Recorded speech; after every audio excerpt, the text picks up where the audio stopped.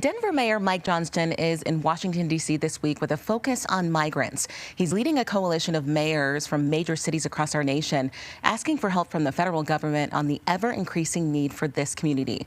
And Mayor Johnston joins us now from D.C. Thank you so much for being with us.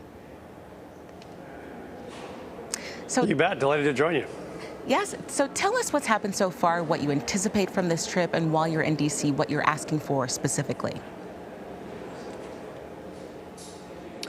You bet. I'm here with a group of mayors from around the country, really focusing on both access to resources for affordable housing. I was just over at the Housing and Urban Development team talking with their leadership around resources for affordable housing for working families across Denver.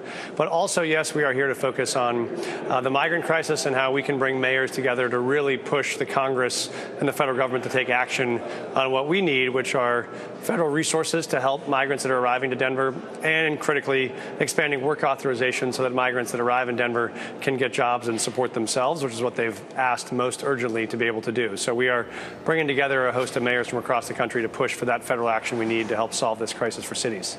Now, you mentioned Congress. What is your hope when it seems like Congress isn't able to act on this right now?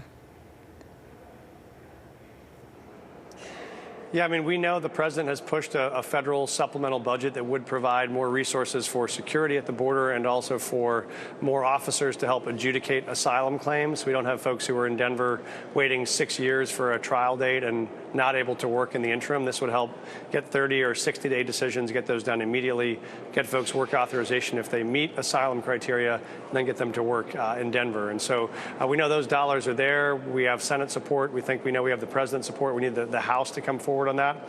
That's our big push. And also we're working with other cities as partners to be able to figure out how we can try to create a coordinated entry system so that there are migrants that can arrive in cities or states that have the capacity, not just randomly in cities where the governor of Texas ends up sending folks at this moment. And Mayor Johnston, we know that you've communicated that cities, including Denver, are at a breaking point right now. You're asking departments across Denver to cut budgets to meet the needs of those migrants. How much money are we talking for this effort? Yeah, what we've said is this current path is unsustainable when we have more than 5,000 folks now in shelter across our Denver system and more coming every day. And those folks coming without the ability to work means we have to provide more and more public resources. That looks like about $180 million for the 2024 budget. That's almost 10% of our entire city budget. So that would be both a humanitarian crisis for the newcomers and it would be a fiscal crisis for our city. That's why we're pushing the federal government to act, because at the end of the day, this is still a solvable problem. We actually know what it takes to solve this with work authorization and federal resources and a coordinated plan for spreading folks around the country. We can make this work. We just need the federal government to deliver on that commitment. And that leads me to my next question here. So in the past year, the city has used millions of dollars to accommodate tens of thousands of migrants. And many want to know, what is the long-term solution for this? Yeah, I think the long-term solution is, one, we want to help stabilize countries that are unstable, like Venezuela, that have 34,000% inflation and people fleeing from extrajudicial killings to come to the U.S.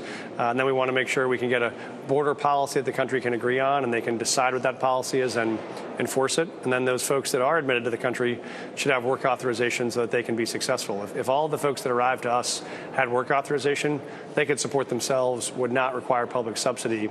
Right now, the worst of both worlds is high volume of folks coming without work authorization and with really high needs for public support.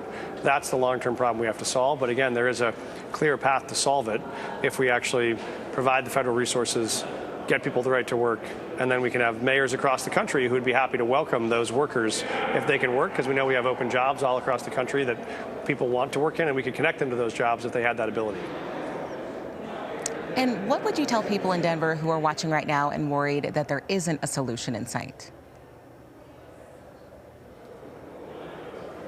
I think that we have hope that we know this problem can be solved. We've seen what works in Denver. We've been very successful at helping more than 36,000 migrants arrive in Denver over the last year, get into housing, get into work. But many of them came with work authorization up through November and December.